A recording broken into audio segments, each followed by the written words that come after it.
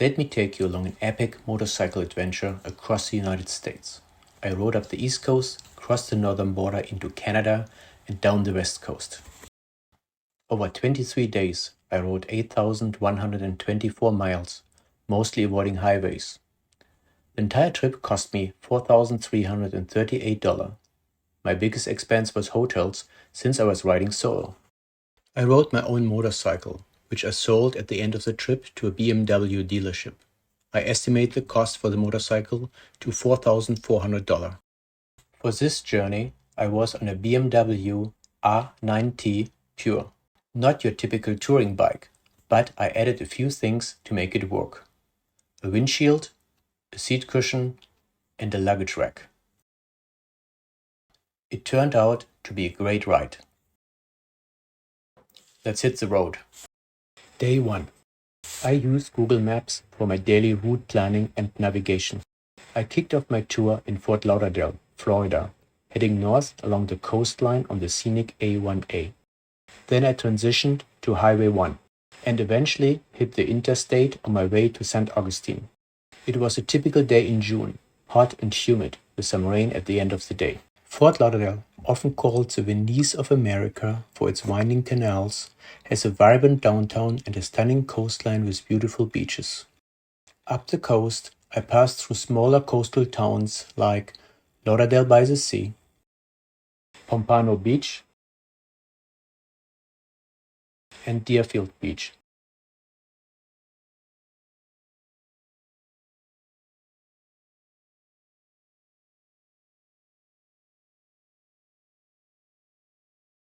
Here we get a glimpse at Mar-a-Lago, the Trump residence in Palm Beach.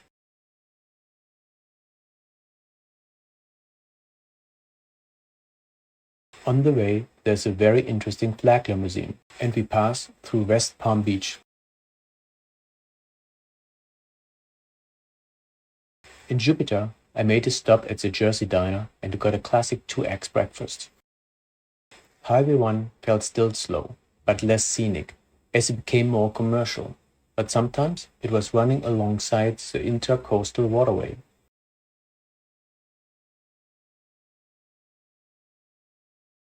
In Cocoa Village, I treated myself to a currywurst at the village beer garden. From the beach at Titusville, you can see the rocket launches from Cape Canaveral. To make up time, I finished the day on the interstate, pushing toward St. Augustine. Throughout the trip, I recorded everything using my GoPro.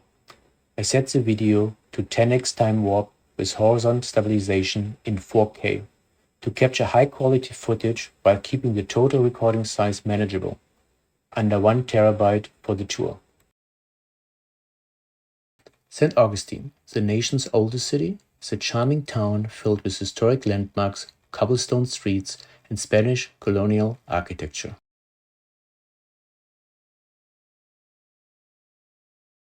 I spent the night at a Super 8, just outside of town. I covered my seat with a plastic bag to keep it dry and locked up the bike with a brake disc lock. Day 2.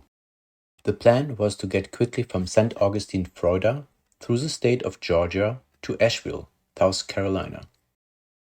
It was a nice sunny day with some clouds and a little bit of rain, but in the afternoon it got a little bit too warm. Given that I had a good distance today, I started out on the highway, which actually was quite pleasant. For easy and quick stops, I often went to Starbucks. Here I had a blueberry scone and double espresso.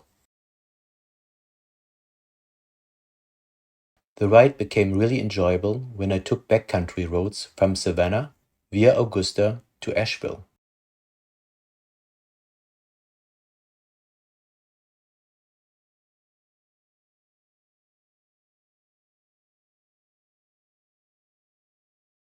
Google Maps led me through a maze of small roads.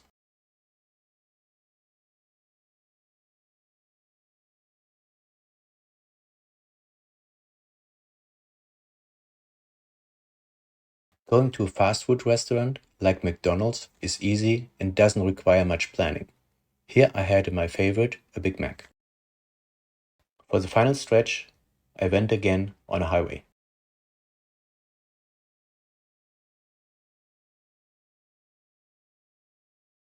I spent the night in the downtown inn with a nice view in the center of Asheville.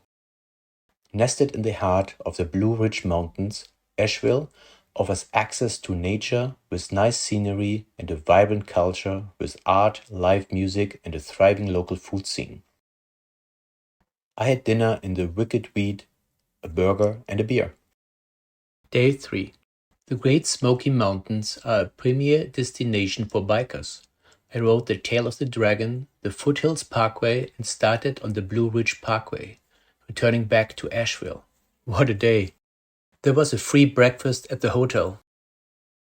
It was a nice sunny day, partially cloudy, perfect riding conditions. I made my way from Asheville to the Great Smoky Mountains. The Tail of the Dragon is an iconic 11-mile stretch of US 129 that winds through the Great Smoky Mountains along the Tennessee-North Carolina border with 318 tight curves. There are photographers along the way from whom you can buy the pictures online. I got some pictures from 129 Slayer.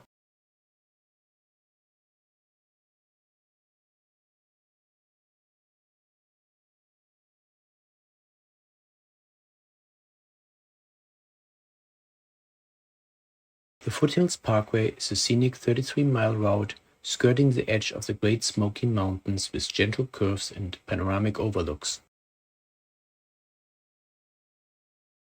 The route between Gatlinburg, Tennessee and Cherokee, North Carolina is a stunning 31-mile drive cutting through the heart of the Great Smoky Mountains National Park.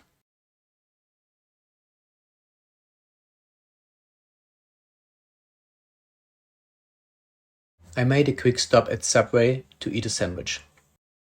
The Blue Ridge Parkway between Cherokee and Asheville is a 17-mile stretch of America's most scenic byway, weaving through the rolling Appalachian Mountains with smooth curves and gentle elevation changes.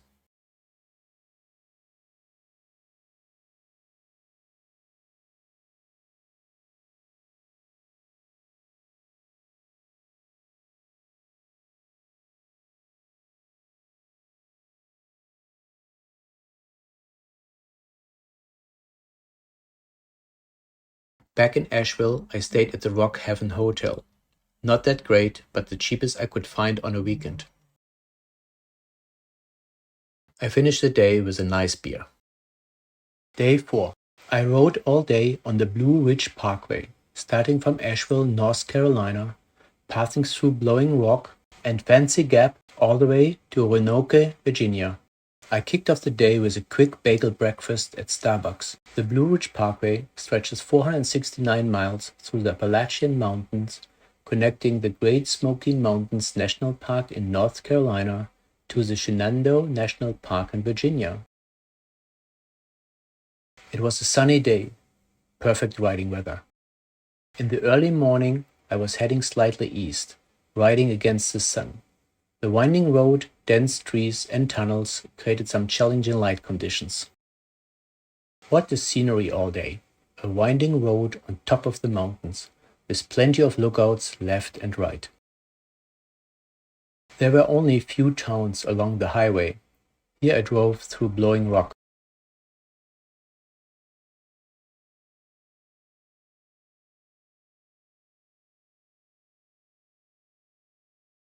One section of the highway was closed, but the detour was also quite nice.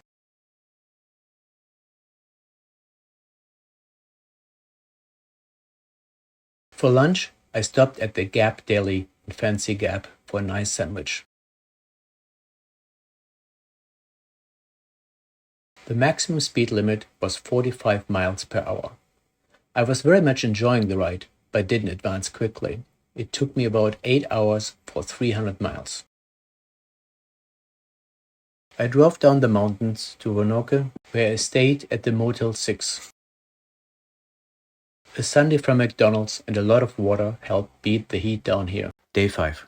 I rode the Blue Ridge Parkway from Roanoke, Virginia to its end in Afton, then headed to Washington, D.C., ending my day in Aberdeen, Maryland. I started the day with a quick espresso and blueberry muffin at Starbucks.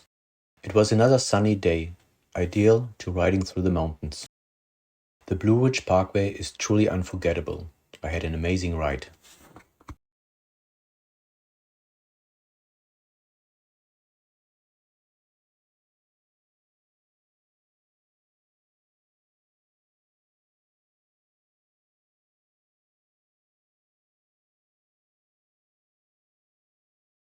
After finishing the parkway, I made my way to Fredericksburg, Virginia. With the heat wave in full swing on the East Coast, now that I was no longer in the mountains, I was really feeling it, even in my light gear.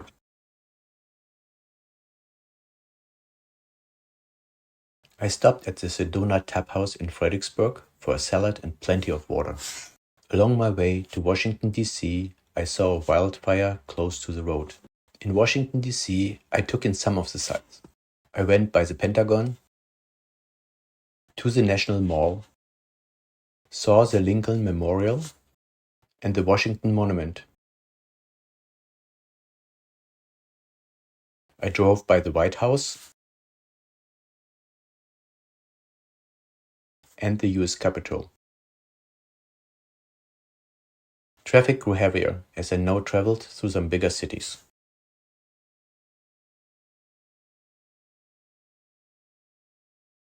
I made a quick stop at McDonald's for a cheeseburger and plenty of water to hydrate. I was soaked. The night I spent at the Days Inn in Aberdeen, Maryland. They let me park my bike under the roof, just in time before some rain hit. Day 6. 2 days ride took me from Aberdeen, Maryland, through New York City, all the way to Falmouth on Cape Cod. Free hotel breakfast. Disappointing. America runs on Dunkin', right? So I had a quick coffee and my favorite Boston cream donut. The heat wave was over and the weather was perfect for riding. Quick tip. If you're filling up in New Jersey, watch out for an odd mechanism on the nozzle that you have to lift with 2 fingers.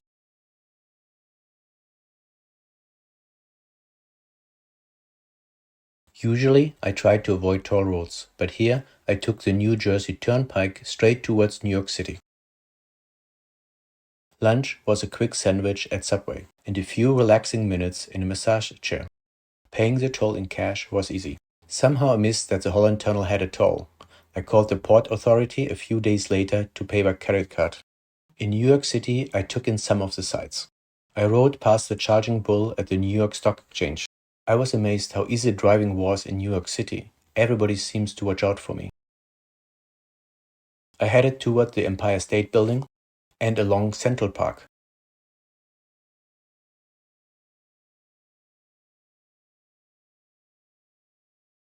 Now I'm heading to Cape Cod.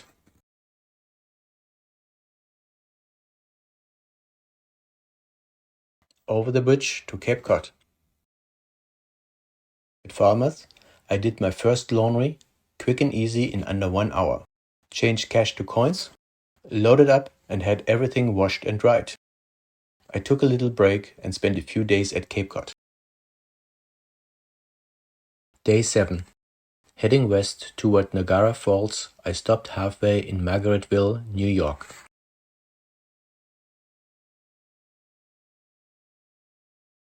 After a rainy night, the skies cleared up for a pleasant day of riding, though by evening it got a bit chilly as I got into the mountains.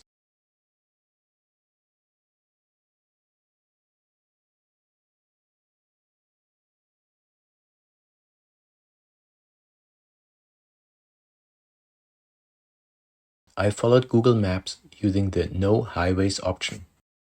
Nothing too remarkable along the route, but it was a pleasant ride using only back roads. Okay, I eat too often at Subway.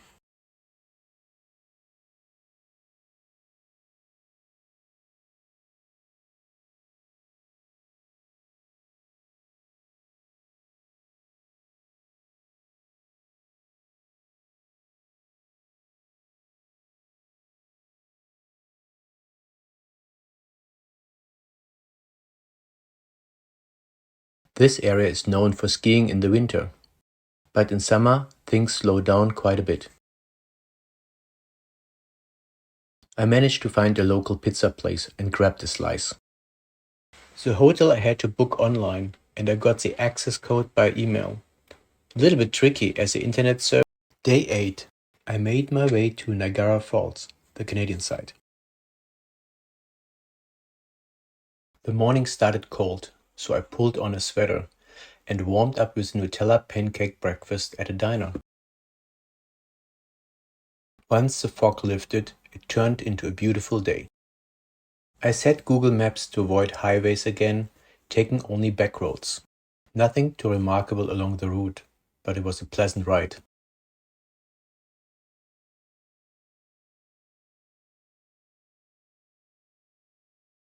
I rode along Cayuga Lake. Here's a glimpse.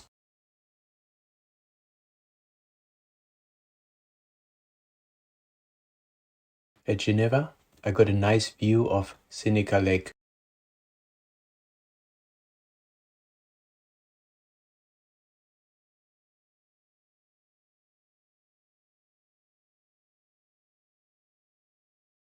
Crossing into Canada meant paying a toll at the bridge and getting through the US-Canada border.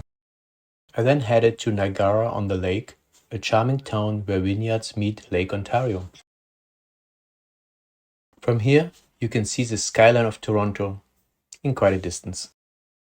Next, I reached Niagara Falls, a breathtaking destination where the sheer power of waterfalls and mist-filled skies create an unforgettable view. I stayed at the Cadillac Motel, a retro-chic spot in the heart of Niagara Falls, popular for photo shoots and even film backdrops. I did have to pay weekend prices. Niagara Falls is packed with attractions. They have just about everything you can imagine. Dinner was a treat, a T-bone steak and 2 beers at Chuck's Roadhouse. The forecast called for rain all the next day, so I stayed and spent time planning the trip. And made a stop at Tim Hortons for Boston cream, the best. Day 9. Going west, I rode along the edge of Lake Erie and stopped at Montpelier in Ohio. I left Niagara Falls and headed back over the Canada-US border. Breakfast at Tim Hortons. I grabbed a bagel, a Boston cream, and a French vanilla cappuccino. Today, it was a mix of back roads and highways.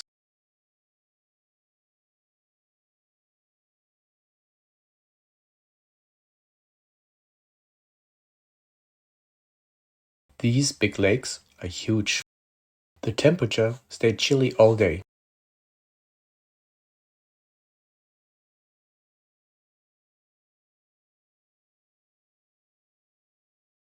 I passed through Cleveland. To cover some ground, I took the turnpike towards Toledo, a toll road.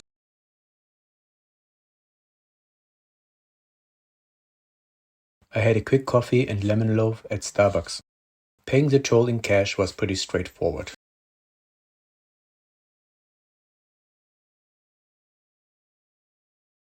Going west means for me going through the Midwest. Not a lot of diversity for riding. Roads are pretty much straight and scenery is flat. I made it to Montpelier by evening and checked in at the Roadway Inn. Dinner was a Cobb salad at the Four Seasons restaurant right next door. Day 10. Today I rode to Madison in Wisconsin, passing by Indiana Dunes National Park and Chicago. I did an oil check, leaning my bike against the wall to keep it straight. Finding the right motor oil for my motorcycle on the road isn't easy. I should have packed an extra liter for the trip. I topped off the oil with about 300 milliliter after around 3,000 miles. I took back roads towards Chicago, and though it was sunny, I still needed my sweater. Breakfast was a treat, a delicious French toast and coffee at the Corn Crib Cafe.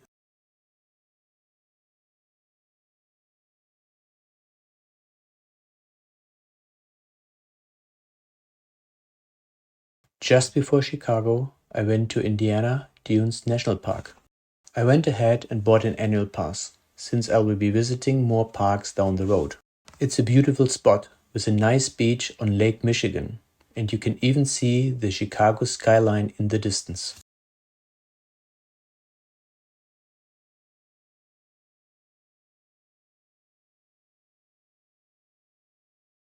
Chicago appears to be a nice city just on the lake.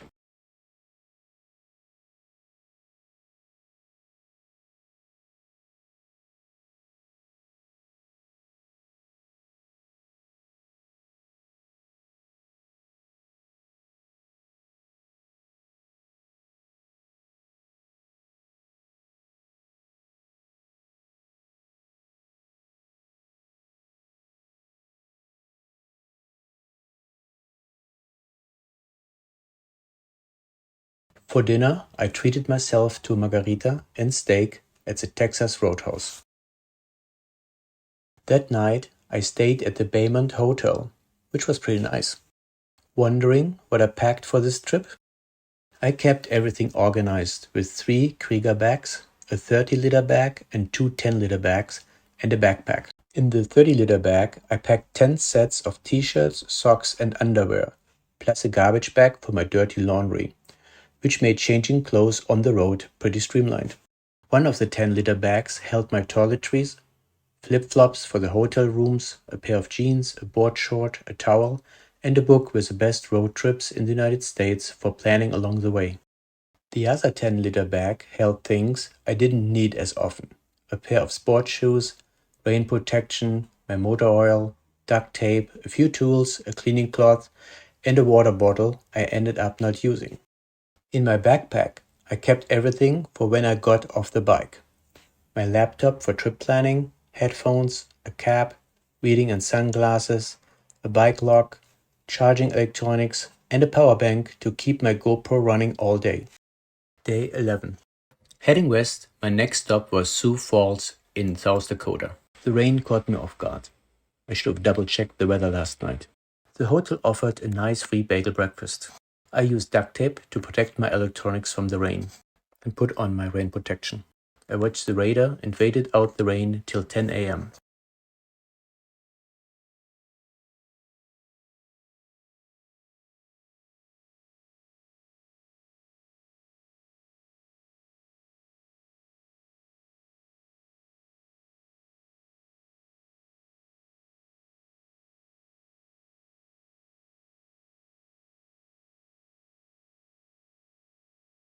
The day's highlight was a crossing of the Mississippi River.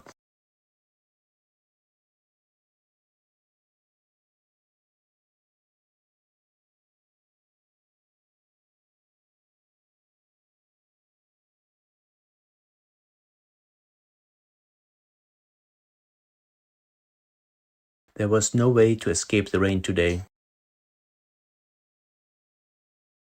Too cold and wet. No fun.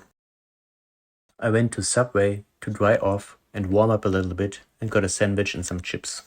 There were flood warnings in Iowa, but the roads I took were fine.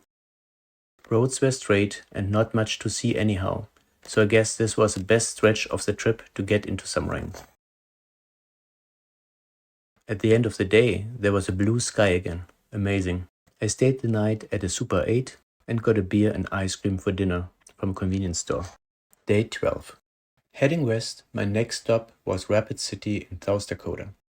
The hotel offered a free breakfast, a good start to the day. It started out as a nice sunny day, going straight west.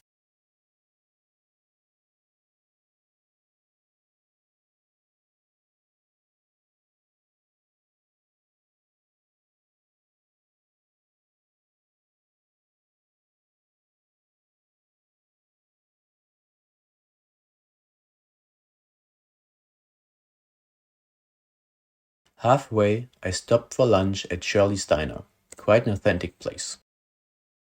Now I headed back into some rain again.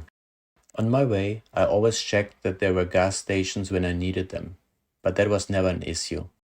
My bike could go about 180 miles on a tank, but I made it a habit to refuel at the next opportunity after 100 miles. It worked out perfectly. Riding through the Badlands National Park, the scenery got exciting again.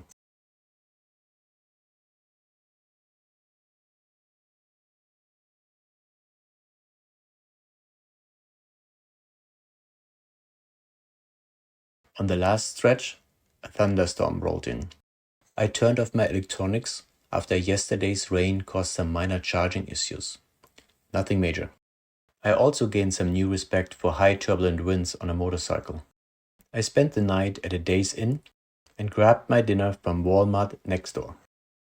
Day 13. Today was the 4th of July, Independence Day. Perfect timing to visit Mount Rushmore. I then made my way to Cody in Wyoming, a great base to visit Yellowstone National Park. After a free breakfast at the hotel, I headed out to Mount Rushmore. No national park pass needed, but everybody had to pay for parking.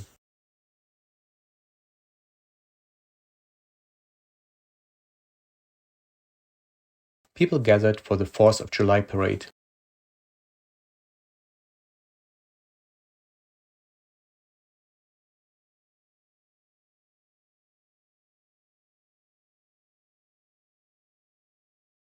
Riding with my adopted Harley-Davidson gang. For lunch, I grabbed a quick slice of pizza at a gas station. I tried to navigate around the clouds, but ultimately got caught in the rain again. I caught up with my gang again, but they rode too fast for me on the highway and too slow on winding roads. Not a good match. Normally, I booked my hotels the same day, sometimes right before arriving, but with a holiday weekend, I made sure to book a couple of days in advance. Cody, Buffalo Bill's birth town, has a few Wild West attractions like a nightly rodeo, this old trail town, and saloons. I had a beer and burger at the Silver Dollar Bar. I did my second laundry of the trip. Everything washed and dried in under 1 hour. I stayed the night at the Wyoming Inn. Expensive, but I was lucky to have found a place. Somehow, with my helmet fitting so tight, I lost the temple tips cover on my glasses, but nothing duct tape can't fix. Day 14. Today was a highlight. Yellowstone, my favorite national park, followed by a ride north to Bozeman, Montana. The day started freezing cold as I rode from Cody over the mountains. I didn't expect to see 0 degrees Celsius on this trip. Thankfully, it warmed up nicely down in the park. Yellowstone has it all.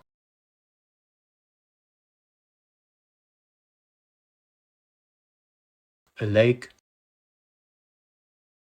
rivers,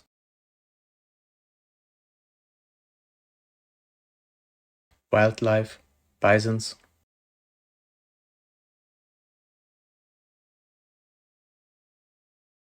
a Grand Canyon,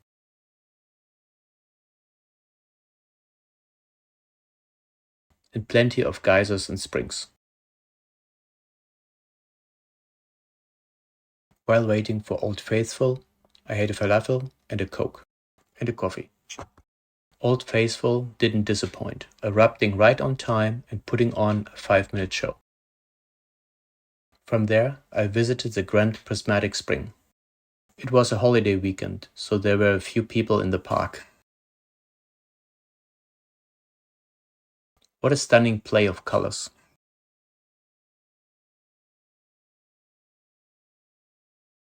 Heading out of Yellowstone, I rode to Bozeman. Montana offered a scenic drive through the mountains along a river. While the Midwest was mostly straight roads with limited excitement, plus the rain, from here on out everything became more scenic and enjoyable. Bozeman is a nice college town.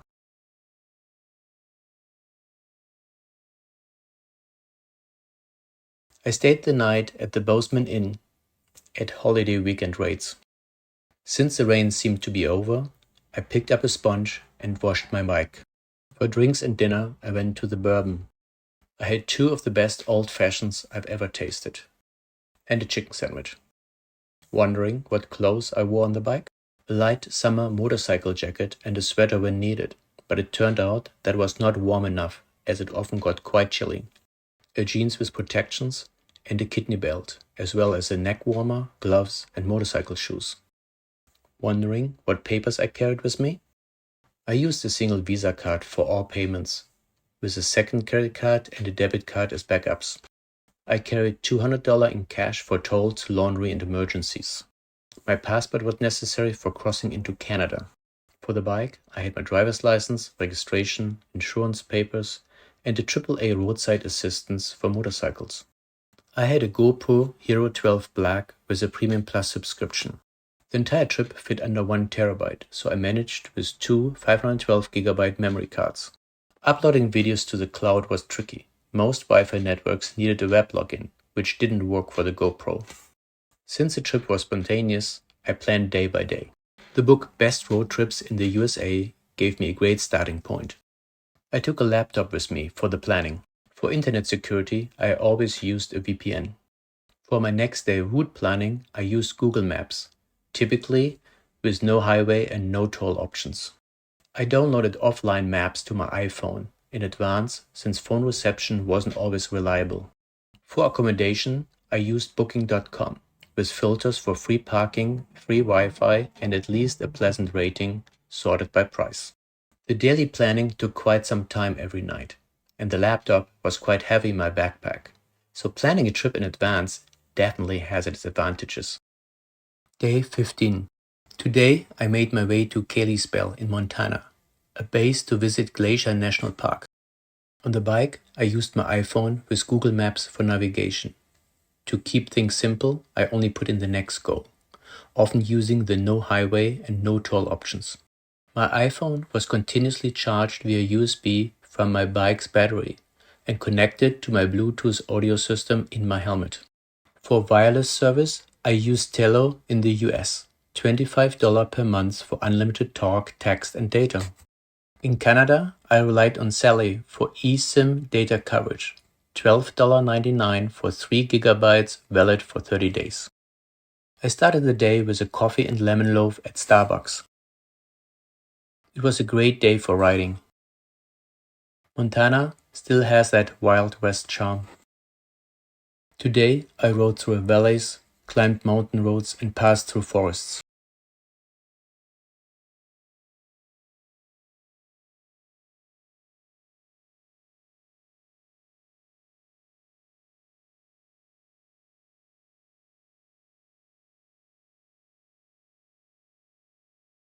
For lunch, I stopped at Trixie's Antler Saloon. I had a beer, a pie, and a soup, in that order.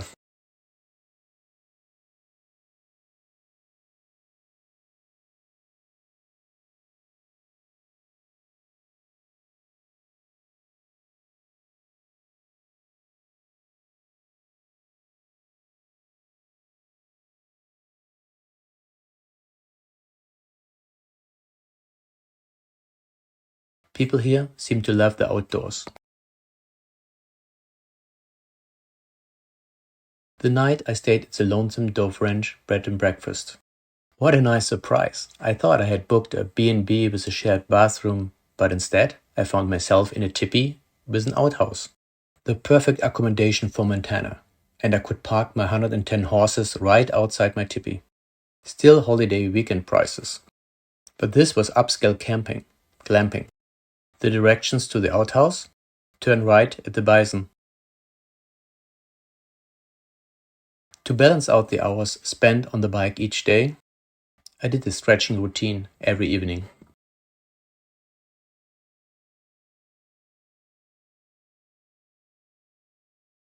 And a quick workout routine every morning. Day 16. Today was another highlight, Glacier National Park, followed by a ride north to Calgary in Canada.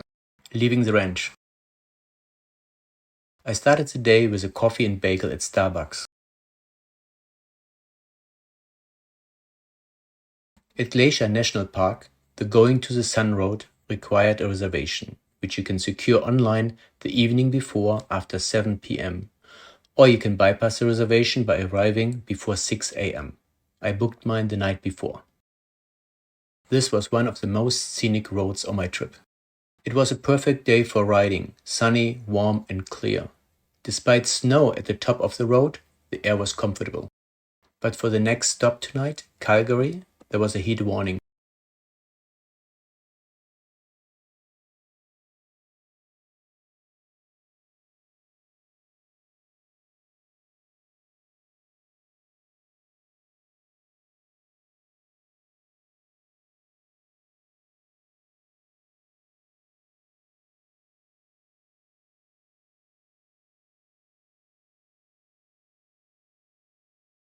As I rode north into Alberta, I crossed the Canadian border once again.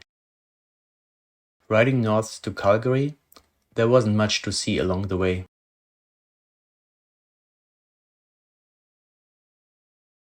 Calgary, though, seemed to be a nice dynamic city. Back in Canada, I couldn't resist stopping by Tim Hortons for a Boston cream donut, and I had a flatbread for dinner. That night, I stayed at the Red Carpet Inn. With the Calgary Stampede in full swing, hotel prices were steep, but I managed to find a spot. I decided to stay another day to experience the Calgary Stampede. There was free pancake breakfast for everybody in the city. Calgary Stampede, an amazing festival, the modern Wild West. It is a giant fair. I had to get some classic Canadian poutine, fries topped with cheese and gravy. Oh, Canada, our home and native land. They have the world's largest rodeo. And Nashville North was there, with concerts and line dancing.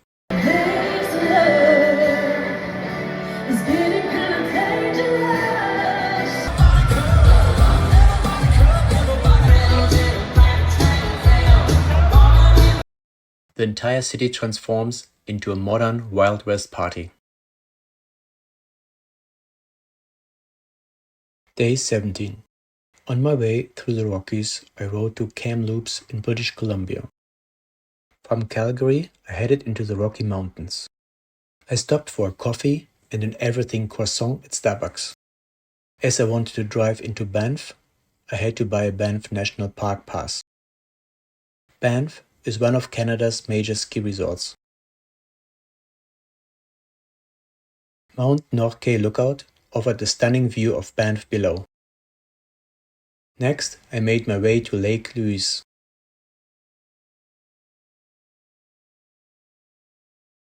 The colors are so unreal. Across the valley is the Lake Louise ski resort. I kept riding through the Rockies, stopping for 2 cheeseburgers at McDonald's for lunch.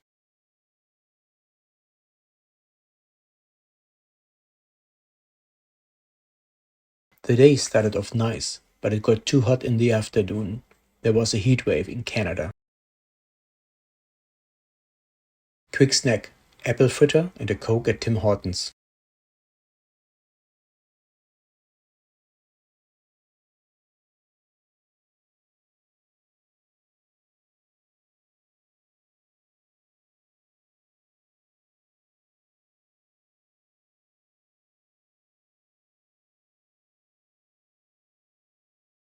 In Kamloops, I stayed the night at the Country View Motor Inn, and I got 2 beers at a nearby liquor store to hydrate. Day 18. Continuing my journey through the Rockies, I rode to Vancouver, British Columbia. By starting early and heading to the coast, I managed to escape the heat wave.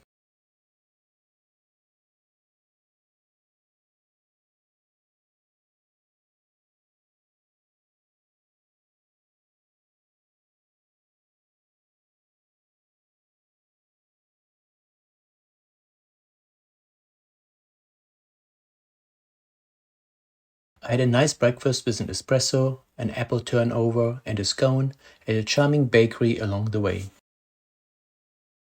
Riding the British Columbia Highway 99, famously known as the Sea to Sky Highway, was a highlight. The winding roads and stunning scenery made it one of my favorite routes on this trip.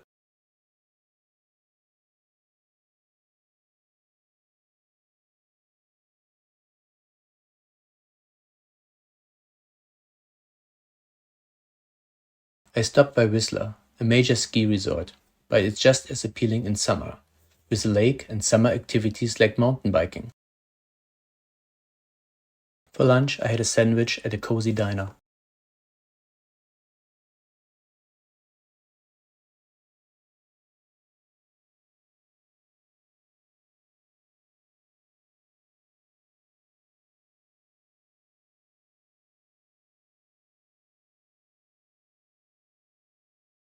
Heading into Vancouver.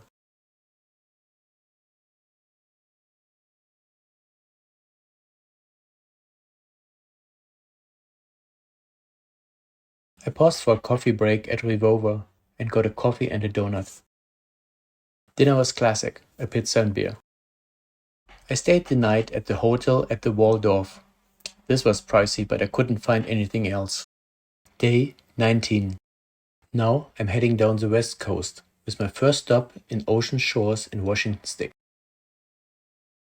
Leaving Vancouver early in the morning, I took a quick look at Granville Island.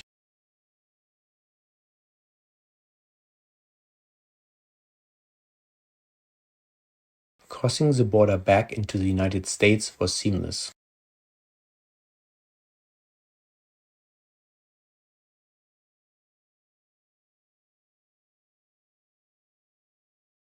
In Seattle, I stopped at the Starbucks Reserve Roastery and had a coffee and 2 croissants. Amazing to experience Seattle when it's sunny. It's a really nice city.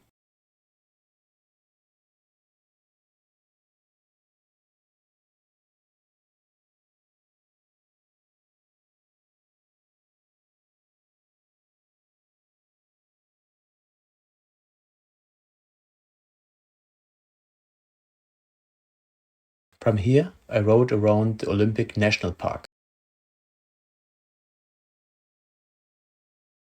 We were in the middle of summer, and while it was still 15 degrees Celsius, with the humidity of the Pacific Ocean, it felt freezing cold. I didn't anticipate this cold, humid weather and definitely didn't pack the right gear for it.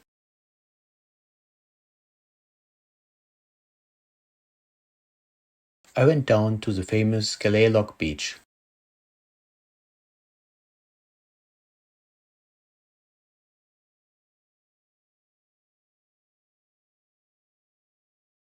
After a long day, I finally arrived in Ocean Shores. I stayed at the Ocean Shores Resort right by the beach. For a quick dinner, I had pizza and beer. Day 20. I continued south on Highway 101, heading for Gold Beach, Oregon. The day started cold and gray.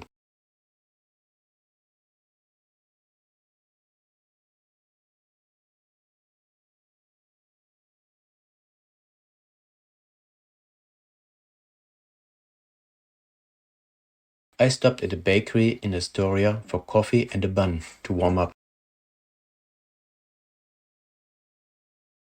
Cannon Beach was a pleasant resort town with a beautiful shoreline.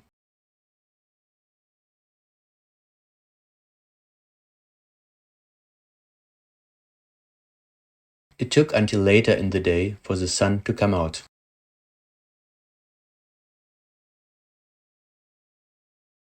The beaches had a lot of driftwood scattered along them. In the afternoon, I grabbed a cheeseburger and a coffee at McDonald's. Newport's historic bayfront was a nice spot. I had expected Highway 101 to run all along the coast with the ocean in plain sight, but most of the time I rode through forests instead.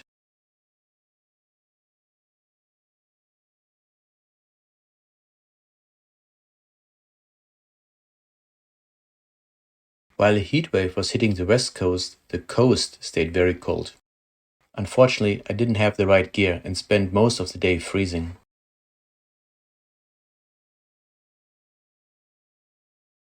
That night, I stayed at a Motel 6 in Gold Beach. It was quite expensive, but it was a Friday and there were not many options. Day 21. I continued south on Highway 101 and then turned inland toward Ukiah, California.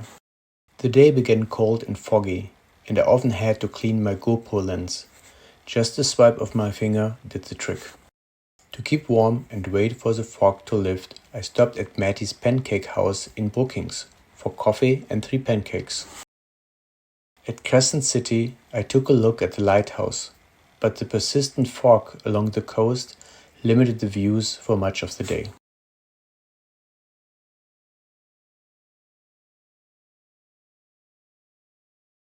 Eureka's Old Town had a charming vibe. The Avenue of the Giants was a highlight. Riding through an alley of redwoods felt like being in a natural cathedral. There was a heat wave on the west coast, and just 10 miles inland, the temperature soared to 36 degrees Celsius. The shoreline highway, Highway 1 from Leggett to the coast, became my absolute favorite road on this trip. It was a motorcyclist dream, winding up and down the mountains with a fresh pavement, and I had it all to myself. Glass Beach at Fort Bragg is a shoreline covered in colorful smooth sea glass, but not much to see today. Plans changed when I couldn't find a hotel under $400 on the coast. I stopped going down Highway 101 and turned inland.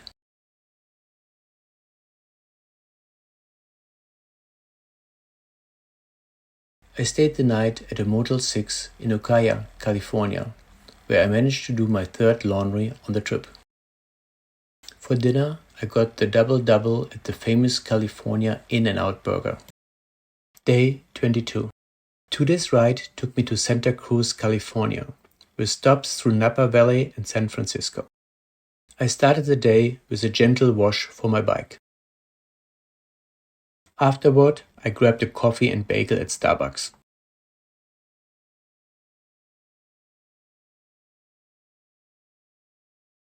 The heat wave had passed, and it was a nice day for riding. Napa Valley, California's iconic wine country, was beautiful. I cruised through charming towns like Calistoga, St. Helena,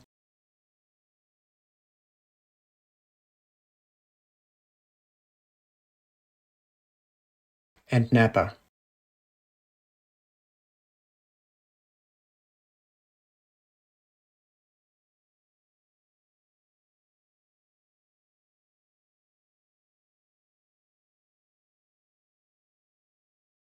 Crossing the Golden Gate Bridge into San Francisco was a highlight.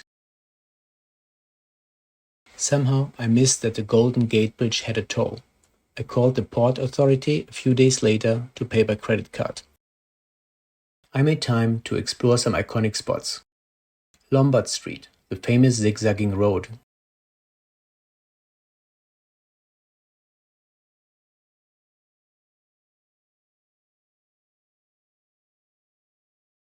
The Dragon Gate, marking the entrance to Chinatown.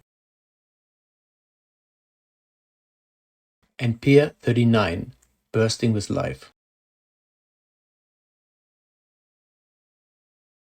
Today there was a race in the bay. As I rode down the coast toward Santa Cruz, it got chilly again.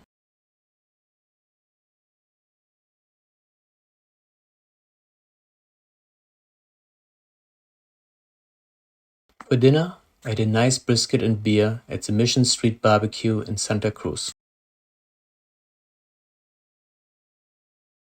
The night, I stayed at the National 9 Motel. Day 23. The last day of my trip, heading to Los Angeles, California. I started the day with a coffee and pastries at the Alta Bakery and Cafe in Monterey. There are a few charming towns in this area. Monterey, known for its famous aquarium, and Lauderdale-by-the-Sea, filled with quaint shops and coastal charm. Highway 1 was closed at Big Sur, so I had to detour inland via Highway 101. About 300 kilometers before Los Angeles, the weather turned warm and sunny again. Welcome to Southern California. After a long ride, I reached San Luis Obispo, where I did a final oil check. I topped off the engine with about 300 milliliter after roughly 5,000 miles of travel.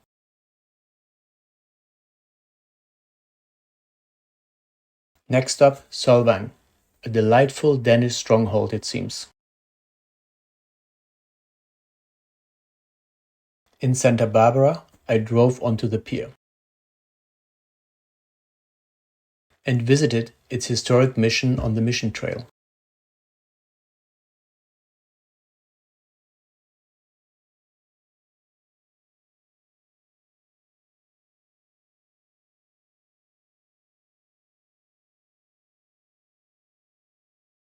For my last dinner of the trip, I stopped at the Malibu Farm on Malibu Pier, Aperol Spritz and nachos.